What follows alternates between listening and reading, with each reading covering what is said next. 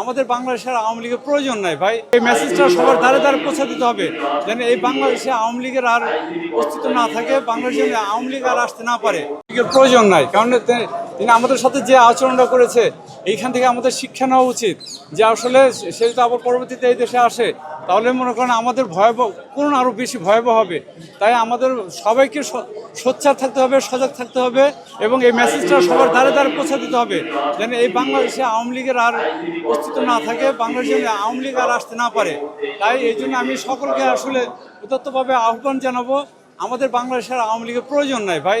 আপনি যেখানে আছেন সেইখানে থাকেন, আমাদের এইখানে আর আইসেন না। আমরা শান্তিপ্রিয় একটা জাতি, আমরা এই দেশে আসলে এমনিতে আমাদের ছোট একটি দেশ, কানায় কানায় পরিপূর্ণ জনসংখ্যা, মাঝে মধ্যে প্রাকৃতিক দুর্যোগ আসলে আমাদের যেভাবে হানা দেয় আমরা কিন্তু অনেক কষ্ট পাই।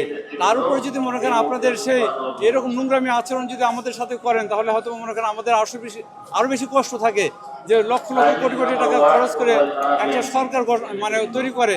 এই সরকার কিন্তু তার ঘরের টাকা দিয়ে সরকার হয় না, পাবলিকের টাকা মানে তারা চুষে নেয়, এমনভাবে সিস্টেম করে তারা নিয়ে এসে দেয়, ওই নির্বাচন কমিশন অফিসে জমা দেয়, তারপর আবার তারা সরকার গঠন করে। তাই আমি চাই এই ধরনের সরকার যেন অতীতে ওদের ভবিষ্যতে আর যেন কেউ আসতে না পারে।